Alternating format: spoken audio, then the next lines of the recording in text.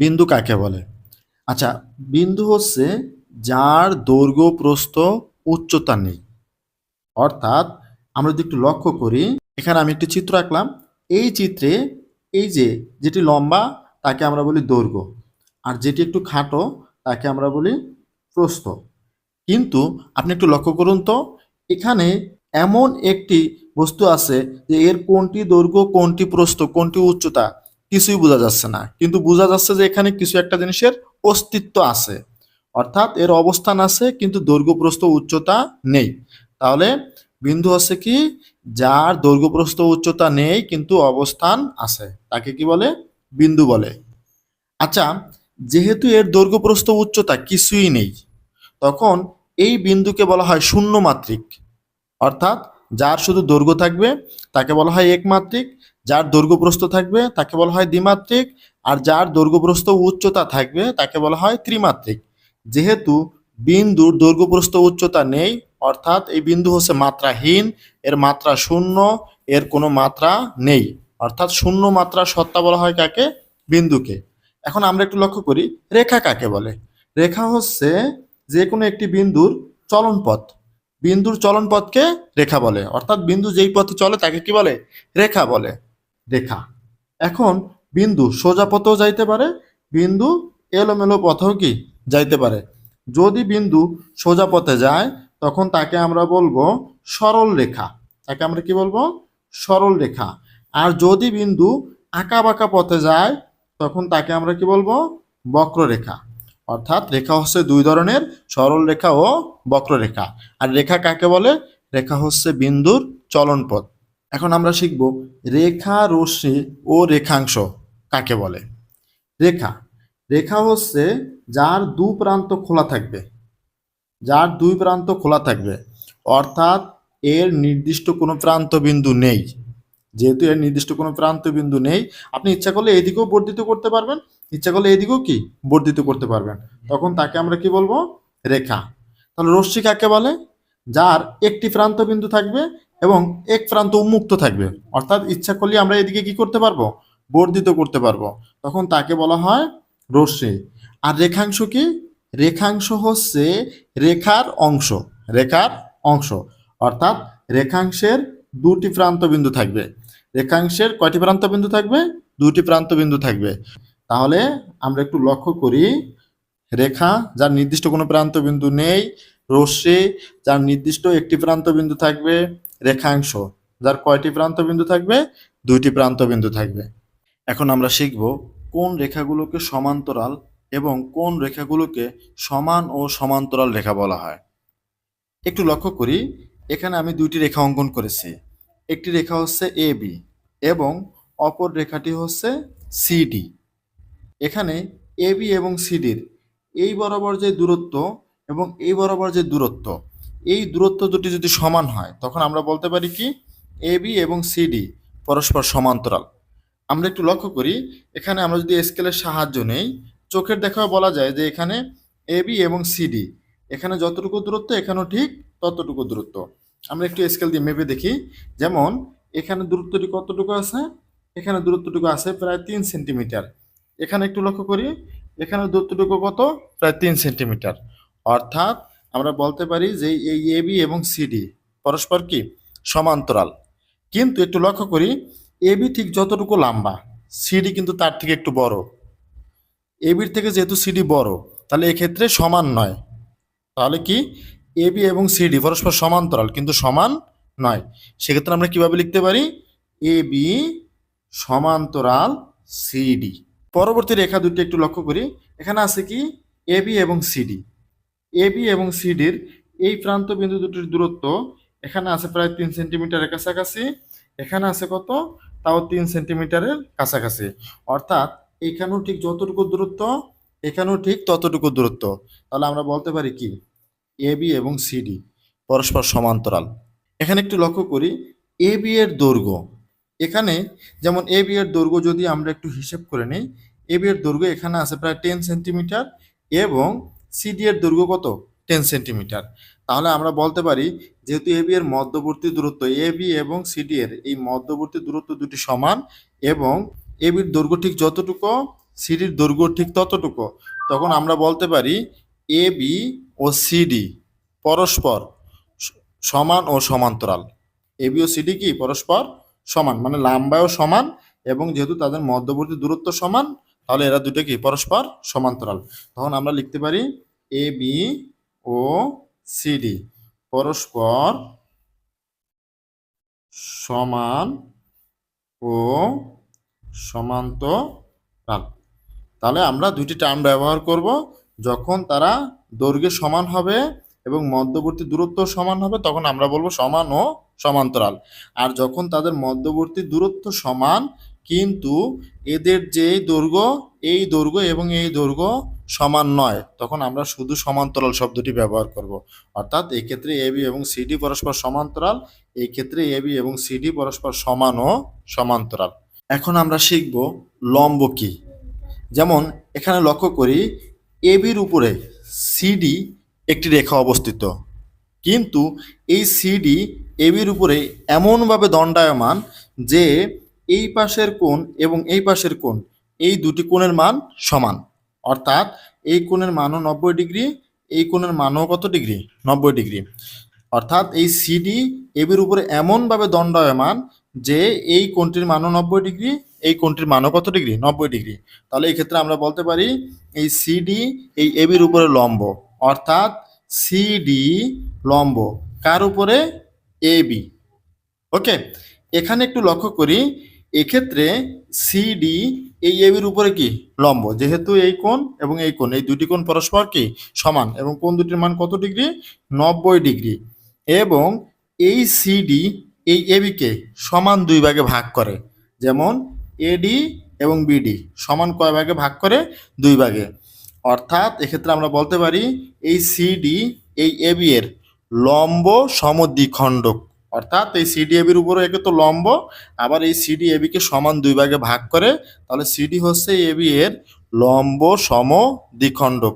কিন্তু এই ক্ষেত্রে এই সিডি এবির উপর লম্ব কিন্তু সমদ্বিখণ্ডক নয়, কারণ আমরা একটু লক্ষ্য করি এক্ষেত্রে এই বাহুটি ছোট কিন্তু এই বাহুটি কি একটু বড়। তাহলে আমরা বলতে পারি কি সিডি এবির উপর লম্ব কিন্তু লম্ব সমদ্বিখণ্ডক নয়। এক্ষেত্রে সিডি এবি এর উপর লম্ব এবং লম্ব সমদ্বিখণ্ডক, যেহেতু এটি সমান দুই ভাগে কি ভাগ করে। এখন আমরা মাত্রা নিয়ে আলোচনা করব। মাত্রা হচ্ছে যার শুধু দৈর্ঘ্য থাকবে তাকে বলা হয় একমাত্রিক, যার দৈর্ঘ্য প্রস্থ থাকবে তাকে বলা হবে দ্বিমাত্রিক, আর যার দৈর্ঘ্য প্রস্থ উচ্চতা তিনটি থাকবে তাকে বলা হবে ত্রিমাত্রিক, আর যার দৈর্ঘ্য প্রস্থ উচ্চতা কিছুই নেই তাকে আমরা বলবো শূন্যমাত্রিক। ওকে, একটু লক্ষ্য করি শূন্যমাত্রিক কোনটি? শূন্যমাত্রিক হচ্ছে যেমন বিন্দু। বিন্দু হচ্ছে যার দৈর্ঘ্য প্রস্থ উচ্চতা নেই কিন্তু অবস্থান আছে। আমি বুঝতে পারতেছি যে এখানে কিছু একটি আছে, কিন্তু এর কোনটি দৈর্ঘ্য, কোনটি প্রস্থ, কোনটি উচ্চতা কিছুই যেহেতু আমি বুঝতে পারতেছি না, আমি বুঝতে পারতেছি এখানে কিছু একটার অস্তিত্ব আছে। ওকে, কিন্তু দৈর্ঘ্য প্রস্থ উচ্চতা কিছুই বুঝতে পারতেছি না, অতএব এটি হচ্ছে বিন্দু। যেহেতু বিন্দুর দৈর্ঘ্য প্রস্থ উচ্চতা নেই, তাহলে বিন্দুর মাত্রা কি নেই, অর্থাৎ বিন্দু হচ্ছে শূন্য মাত্রিক। তাহলে আমরা বলতে পারি শূন্য মাত্রার সত্তা হলো কি বিন্দু। একইভাবে যেমন রেখা, রেখার শুধু দৈর্ঘ্য আছে, রেখার শুধু কি আছে? দৈর্ঘ্য আছে, তার মানে রেখা হচ্ছে একমাত্রিক। ওকে, দ্বিমাত্রিক, দ্বিমাত্রিক কি? যার দৈর্ঘ্য আছে এবং প্রস্থ আছে, যেমন তল। তল কি? তল হচ্ছে যেমন আয়তাকার তল হইতে পারে, বর্গাকার তল হইতে পারে, এর দৈর্ঘ্য আছে আর কি আছে? প্রস্থ আছে। তাহলে এই যে তল, তল হচ্ছে কি দ্বিমাত্রিক। বৃত্ত, বৃত্ত দ্বিমাত্রিক, একটু মনে রাখবেন। বৃত্ত হচ্ছে যার দৈর্ঘ্য আছে প্রস্থ আছে, কিন্তু এক্ষেত্রে দৈর্ঘ্য প্রস্থ সমান। যেহেতু বৃত্তের দৈর্ঘ্য প্রস্থ সমান, অর্থাৎ বৃত্ত কিন্তু কি দ্বিমাত্রিক। আয়তক্ষেত্র দ্বিমাত্রিক, বর্গক্ষেত্র দ্বিমাত্রিক। ওকে, একটু লক্ষ্য করি, এখন আমরা শিখব যে কোনগুলো ত্রিমাত্রিক। ত্রিমাত্রিক কোনগুলো? যার দৈর্ঘ্য আছে, প্রস্থ আছে এবং উচ্চতাও আছে, তাদেরকে আমরা কি বলবো? সেগুলো হচ্ছে ত্রিমাত্রিক। যেমন যে কোনো ঘনবস্তু, আমরা একটু লক্ষ্য করি, যে কোনো ঘনবস্তু, যেমন এটি একটি ঘনবস্তু, এর দৈর্ঘ্য আছে, যেমন এর দৈর্ঘ্য আছে, এর প্রস্থ আছে, আবার এর কি উচ্চতাও আছে। অর্থাৎ এটি একটি যেহেতু ঘনবস্তু, তারে এটি হচ্ছে ত্রিমাত্রিক বস্তু। যেমন গোলক, অর্থাৎ যে কোনো ফুটবল, যে কোনো গোলক, গোলক সেটা হইতে পারে ধাতব গোলক, হইতে পারে কাঁচের গোলক, হ্যাঁ?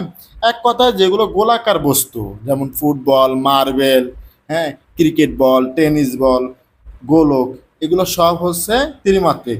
যেমন ইট, ইট কিন্তু একটি ত্রিমাত্রিক বস্তু। কারণ কি? ইট একটি আয়তাকার ঘনবস্তু। ইট কি একটি আয়তাকার ঘনবস্তু।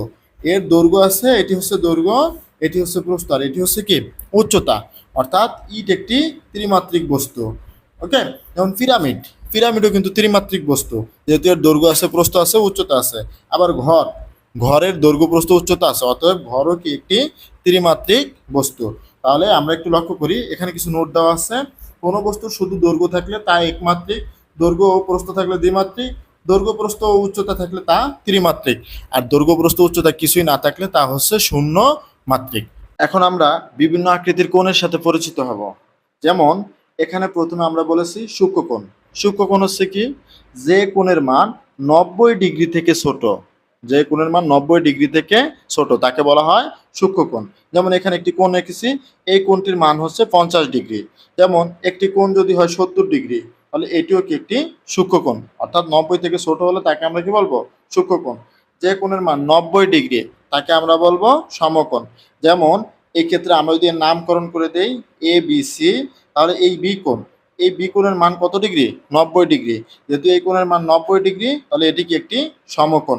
ওকে, স্থূলকোণ 90 ডিগ্রি থেকে বড়, 180 ডিগ্রি থেকে ছোট। যে কোণের মান 90 ডিগ্রি থেকে বড়, 180 ডিগ্রি থেকে ছোট, তাকে আমরা বলবো স্থূলকোণ। যেমন এখানে একটি কোণ অঙ্কন করেছি, এর মান হচ্ছে 120 ডিগ্রি। ওকে, 120 ডিগ্রি, তাহলে 180 থেকে ছোট আর 90 থেকে বড়, অতএব এটি একটি কি স্থূলকোণ। সরল কোণ, এটি খুবই গুরুত্বপূর্ণ, মনে রাখবেন। সমকোণ এবং সরল কোণ, এই দুটি দিয়ে ম্যাক্সিমাম জ্যামিতি সলভ করা যায়। ওকে, যেমন এখন আমরা শিখব সরল কোণ। সরল কোণ হচ্ছে যে কোণের মান 180 ডিগ্রি। এক্ষেত্রে মনে রাখবেন এই কোণের মান হচ্ছে কত ডিগ্রি? 180 ডিগ্রি, বা দুই সমকোণ। অর্থাৎ এখানে এ একটি 90 ডিগ্রি, এ একটি 90 ডিগ্রি, তাহলে সরল কোণ মানে কত ডিগ্রি? 180 ডিগ্রি। এখন আমরা শিখব প্রবৃদ্ধ কোণ কাকে বলে। প্রবৃদ্ধ কোণ, প্রবৃদ্ধ কোণ হচ্ছে 180 থেকে বড় কিন্তু 360 থেকে ছোট।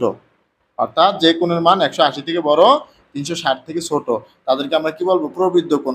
যেমন এখানে একটি কোণ অঙ্কন করে রেখেছি, এই কোণটির মান হচ্ছে 210 ডিগ্রি। অর্থাৎ যেহেতু এই কোণের মান 210 ডিগ্রি, তার মানে 180 থেকে বড় এবং 360 থেকে কি ছোট, অতএব এই কোণটি কি প্রবৃদ্ধ কোণ। এখন আমরা শিখবো বৃত্তাকার কোণ। বৃত্তাকার কোণ মানে কত? বৃত্তাকার কোণের মান হচ্ছে 360 ডিগ্রি। অর্থাৎ এই কোণটির মান হচ্ছে 360 ডিগ্রি। যখন দুটি কোণের যোগফল 90 ডিগ্রি হবে, তখন একটি আরেকটির পূরক কোণ। এক্ষেত্রে একটু লক্ষ্য করি যে এই যে এখানে দুটি কোণ অবস্থিত, একটি কোণের নাম হচ্ছে এ বি ডি এবং অপর কোণটি হচ্ছে সিবিডি। আমরা যদি একটু লক্ষ্য করি, এই এ বি ডি এবং সিবিডি, এই দুটি কোণের মান একত্রে কত ডিগ্রি হবে? 90 ডিগ্রি। অর্থাৎ আমরা বলতে পারি যে এই এবিডি এবং সিবিডি এটি একটি আরেকটির পূরক কোণ। ওকে, তাহলে এবিডি এর পূরক কোণ হবে কে? সিবিডি। যেহেতু এই দুটি কোণের যোগফল কত ডিগ্রি? 90 ডিগ্রি। অর্থাৎ আমাকে যদি বলা হয় 40 ডিগ্রি এর পূরক কোণ কত, তাহলে একটু লক্ষ্য করি তো, 40-এর সাথে কত যোগ করলে 90 হয়? 40-এর সাথে 50 যোগ করলে 90 হয়। তাহলে আমরা কিভাবে বের করতে পারি? 90 বিয়োগ কত? 40 ইকুয়াল কত ডিগ্রি হবে? 50 ডিগ্রি। যে কোণের পূরক কোণ বের করতে বলে সেটিকে আমরা কি করব? সেটিকে আমরা 90 থেকে বিয়োগ করে দিব। যেমন এখানে বলছে 1 ডিগ্রি এর পূরক কোণ কত, তাহলে আমরা 90 থেকে 1 কে দিয়ে দেবো, বাদ দিয়ে দেবো, তাহলে কত হবে? 89 ডিগ্রি। তাহলে 1 ডিগ্রি এর পূরক কোণ হচ্ছে 89 ডিগ্রি। এখানে আমাকে বলা হয়েছে 90 ডিগ্রি মাইনাস এক্স এর পূরক কোণ কত, তাহলে আমরা 90 ডিগ্রি থেকে এই 90 মাইনাস এক্স কি দিয়ে দিব? বাদ দিয়ে দিব। বাদ দিলে এখানে একটু লক্ষ্য করি, এখানে কি হবে?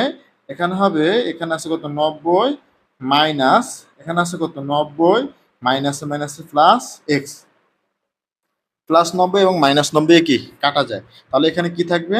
এখানে থাকবে কি শুধু এক্স। অর্থাৎ 90 ডিগ্রি মাইনাস এক্স এর পূরক কোণ হচ্ছে এক্স। একটু লক্ষ্য করি, 30 ডিগ্রি এর পূরক কোণের অর্ধেক। 30 ডিগ্রি এর পূরক কোণের অর্ধেক। তাহলে 30-এর পূরক কত হবে? 90 বিয়োগ 30, তাহলে কত ডিগ্রি হবে? 60 ডিগ্রি। তাহলে 30-এর পূরক হচ্ছে 60। আবার তার কি? অর্ধেক। অর্ধেক মানে সমান, দুই ভাগে কি করে দেবো? ভাগ করে দেব। তাহলে 60-কে যদি আমরা 2 দিয়ে ভাগ করে দিই তাহলে কত ডিগ্রি হয়? 30 ডিগ্রি। অর্থাৎ 30 ডিগ্রি এর পূরক কোণের অর্ধেক হচ্ছে 30 ডিগ্রি। সম্পূরক কোণ। সম্পূরক কোণ হচ্ছে কি? যখন দুটি কোণের যোগফল 180 ডিগ্রি হয় তখন একটি আরেকটি সম্পূরক কোণ। এই চিত্রে একটু আমরা লক্ষ্য করি, এখানে এএমসি অর্থাৎ এই কোণ এবং বিএমসি কোন কোণ? এই কোণ। এই দুটি কোণ যদি আমরা যোগ করে দেই, এই দুটি কোণ মিলে হয় একটি সরল কোণ। আর সরল কোণের মান কত ডিগ্রি? 180 ডিগ্রি। যেহেতু এই কোণ এবং এই কোণ, এই দুটি কোণ যোগ করলে 180 ডিগ্রি হয়, তাহলে এই এএমসি এবং বিএমসি পরস্পরের সম্পূরক কোণ। তাহলে এএমসি এর সম্পূরক কোণ হবে কি? বিএমসি। এর সম্পূরক কোণ হচ্ছে এটি। এখন আমাকে যদি বলা হয় 30 ডিগ্রি এর সম্পূরক কোণ কত? আচ্ছা বলুন তো, 30-এর সাথে কত যোগ করলে 180 হবে? 30-এর সাথে 150 যোগ করলে 180 হবে। তাহলে আমরা কিভাবে বের করব? 180 থেকে এই 30 কি দিয়ে দিব? বাদ দিয়ে দিব। যার সম্পূরক বের করতে বলে তাকে সবসময় কত থেকে বাদ দিবেন? 180 থেকে। আর যদি পূরক বের করতে বলে তাহলে 90 থেকে বাদ দিবেন। যেহেতু এখানে সম্পূরক বলছে তাহলে কত থেকে বাদ দেবেন? 180 থেকে। তাহলে এখানে কত থাকে? 150 ডিগ্রি। তাহলে আমাকে যদি বলা হয় 1 ডিগ্রি এর সম্পূরক কোণ কত হবে? 180 থেকে আমরা 1 ডিগ্রি বাদ দিয়ে দিব, তাহলে কত আসবে? 179 ডিগ্রি। এখানে আমাকে কি বলা হয়েছে? যে 180 মাইনাস এক্স এর সম্পূরক কোণ। তাহলে 180 থেকে আমরা এই যে এটি কি দিয়ে দিতে হবে? বাদ দিয়ে দিতে হবে। মাইনাস এখানে আছে কত? 180 মাইনাস কত? এক্স। তাহলে একটু লক্ষ্য করি, এই 180 এর 180 মাইনাস এই 180 এর 180 মাইনাসে মাইনাসে প্লাস এক্স। মাইনাস 180 প্লাস 180 তে কি যাবে? কাটা যাবে। তাহলে এখানে থাকবে কি? শুধু এক্স। অর্থাৎ এর সম্পূরক কোণ হচ্ছে এক্স। এখানে আমাকে কি বলা হয়েছে? 50 ডিগ্রি এর সম্পূরক কোণের অর্ধেক। তাহলে 50-এর সম্পূরক কি হবে? 180 থেকে যদি আমরা 50 বাদ দিয়ে দেই তাহলে কত থাকবে বলেন তো? 130 ডিগ্রি। তার কি? অর্ধেক। অর্ধেক মানে একে সমান দুই ভাগে ভাগ করে দিব। তাহলে 130-কে যখন আমরা দুই ভাগে ভাগ করে দিব তাহলে এক ভাগে পড়বে কত ডিগ্রি? 65 ডিগ্রি। অর্থাৎ 50 ডিগ্রি এর সম্পূরক কোণের অর্ধেক হচ্ছে 65 ডিগ্রি।